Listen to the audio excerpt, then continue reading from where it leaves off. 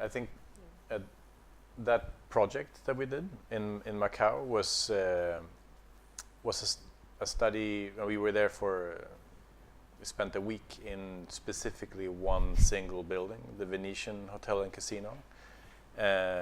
Not because it's the best example of anything, but simply because it's the richest one and the biggest one, and maybe the most absurd one.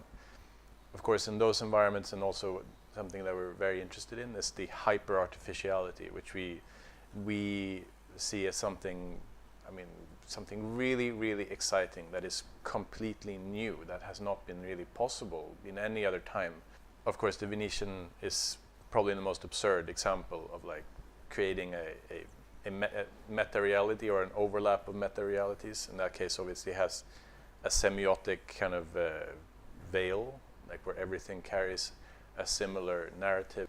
And then we wanted to try and break it down into minute details. So we studied, with the students, we studied the color of lights, we studied the regularity of different types of signage, we studied the behavior of security guards by like pretending to fall in escalators and documenting it, and like in the end I'm not sure if we actually learned that much, to be honest, apart from like just knowing this thing, almost like, it's like a body of a living being, how complex it is in its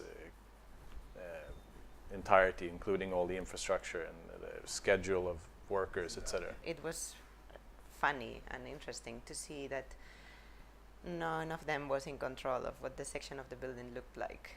No one knows what the section of the Venetian in Macau looks like, because I guess it's done little by little, and maybe also because there's a huge casino involved, so there are parts that no one is supposed to know where they are, but either they were pretending very well or no one had a clue, to the point that some people thought that, okay, there is in between the casino floor and the shopping mall floor, there is a kind of enormous false ceiling floor where security is, where the control room and all the security facilities are. In general, I think it's also incredibly interesting that these buildings are reaching a scale that is beyond human comprehension almost as a design object. Yeah. And that is the reason why all the floors are level. Now, the plan itself is quite complex, one would say, for being not an art piece of any kind. It's just utilitarian beyond the symbolic face of the facade, internally and externally. Behind that is just parking lot. As an effort to design, it has reached a level where the way we organize design and engineering in offices, it cannot go any further in terms of complexity.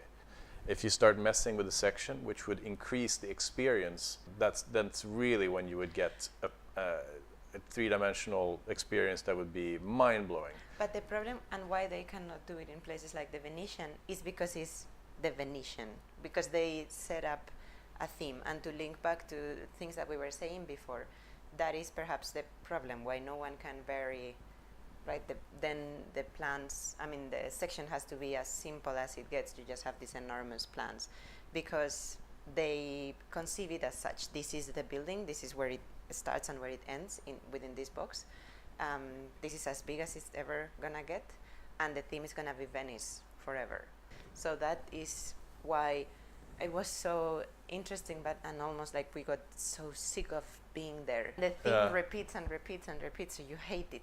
You can't stand it anymore. It's not thought of from infrastructure towards architecture, which is the only way in which you could actually have control over these enormous buildings, which is then exactly what we were saying before. The success of malls that are being developed here is that if you conceive them systematically from the point of infrastructure, then you can create a lot more spatial richness, although you won't be in control of it stylistically, or you won't have this holistic semiotics, right? Then it's much more like a city.